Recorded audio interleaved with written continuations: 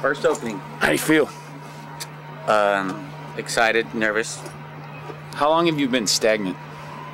Stagnant? Yeah, I've known you for a while now, and I know that you wanted to take photos.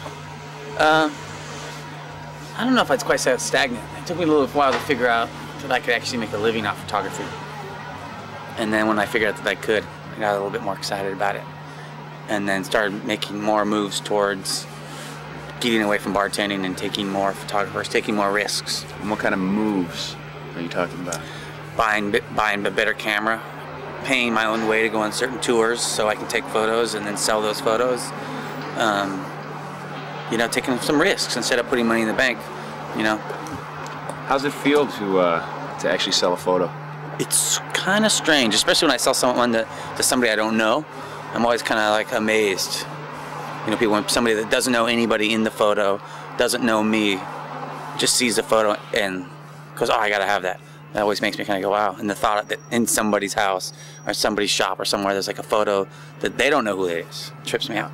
Now you have 3 different styles of photos in here. Can you talk about each one? Well, for this show I really wanted to kind of show like the spectrum of what I shoot.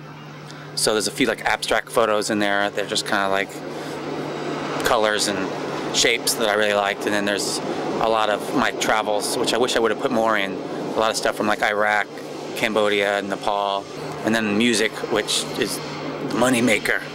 Then like documentary, lifestyle, New York City, natural light portraits that I really like to shoot, which that's like my favorite stuff to shoot for sure. You don't think that those New York City lifestyle portraits are a little too common and run-of-the-mill these days? I definitely think there's a lot of them where like right now, sure, it's kind of like funny, but they're definitely the photos you look back on. The photos they're kind of like ageless and timeless. Like you look at them, or I should say they're more aged in time, where you look at them and you're like, I remember those times. Like look at the shirt he's wearing, look at those cars in the background, look at like the style the kids wore back in those days. In 20 years, I think they'll mature into like cooler pictures. So that's the kind of shit that you take for you, not planning on really making money off of it. Right. That's the photos I like to take.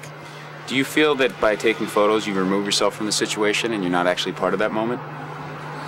No, I like being part of the moment, and especially since in the last couple of years where I really forgot who told me to do it, but somebody said if you want to be a real photographer like that, you have to carry a camera every day.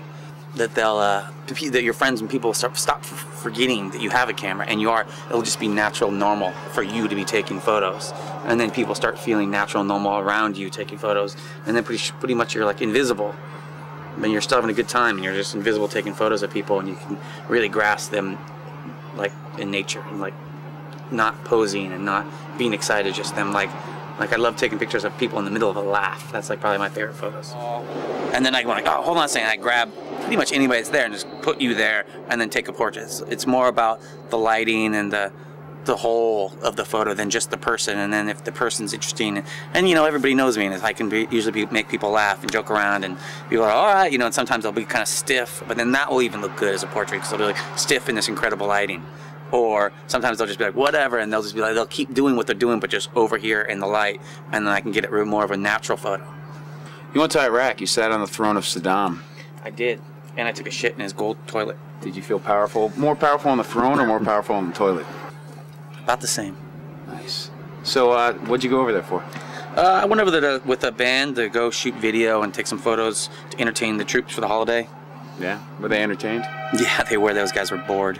Bored as shit? Bored. I saw they just handed you their guns to just take photos with and shit. Yeah, I mean, it was really, a lot of them were really nice, and they were really just like psyched that anybody would come out there to do anything different to stop the monotony of their lives. So everybody there, you know, from the 19-year-old kids to the 45-year-old commanders, were really psyched just to talk to anybody and really appreciated us being there. And, you know, some places were a little bit more stiff, but most places, when you got a little bit outside of Baghdad into the further fobs, that everybody was like, oh, what up, bye. They just want to talk to you, and you could pretty much ask to do anything and just take any photos. And was there a lot of homo action going on? No, but I think they put saltpeter in the food because when I was eating just military food out in the further fobs, I didn't get a boner for like a week. and none of the people in the band did either, and we were all tripping out on it. And then we got back to Baghdad, and we could eat at Carl's Jr., and my boner came back. Really? Yeah. Did that make your photos better when your boner came back? No, but it was on for like a day. And I was surrounded by dudes, and it started to kind of scare me. Excellent. Anything else rewarding about that? You were flying around in a fucking Black Hawk helicopter, weren't you? Oh man, the funnest thing I've ever done in my life. I tell you, I'd almost join the military if I could be like a Black Hawk helicopter pilot. How did that experience affect you? Well, I mean, You seemed a little more fired up when you came back. I mean, it was one of those situations where, you know, seeing the war, like the real war, was a little different, you know, seeing how monotonous it is. And I mean, not that I'm a war supporter in any way or George Bush supporter in any way, but there was a good feeling of feeling like I was doing my part. Like I did something that made a difference in people's lives, that made, you know, somebody happy or changed a moment of their time, anything, you know, that kind of, you know, made me feel good and it felt good. Made me feel like that was something that I'd like to continue doing. Excellent.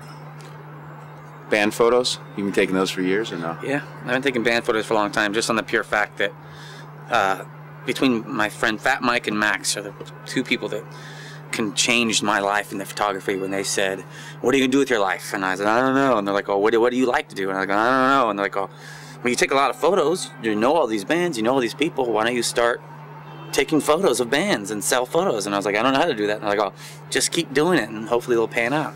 Now, you didn't go to school, right? Nah. Are you happy about that? Yes and no. I mean, there's a lot of things I see photos and I go, how'd they do that? And then when somebody explains it to me and it's that easy, I feel kind of slow and retarded. And sometimes I'll be taking a photo and somebody will look at a photo and like, "Oh my God, this is an amazing photo. What f-stop were you shooting this with?" And I'll be like, "I don't know." I'm like, "What lens?" I'm like, "I don't know." You know, it's just, like I feel like I kind of just, I'd like to take like a year of like photo one and just like learn all the basics. But I don't think you need to. I'd like to, just so I can take different photos and make some different kind of images. I'd like to do that. Expand your craft. Everything that I've done so far has just been me seeing it with my eye and taking it. Excellent. Would you ever want to get into developing your own stuff? Yeah, maybe black and white stuff. I heard color is kind of hard, but black and white's super easy. I mean, I'd like to, but right now it's like I barely have enough time to print, like, you know, digitally print and scan my photos, much less start trying to print them too. Do you really think that your photography is worth something to the world, to the art world? Not yet, but I'm working on it. Yeah? Thanks, John. Word, homie. Congrats. Thanks. Interviewed and down. Book of Dan.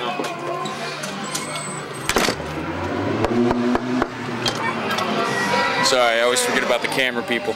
Because what matters is being on the camera, not behind it.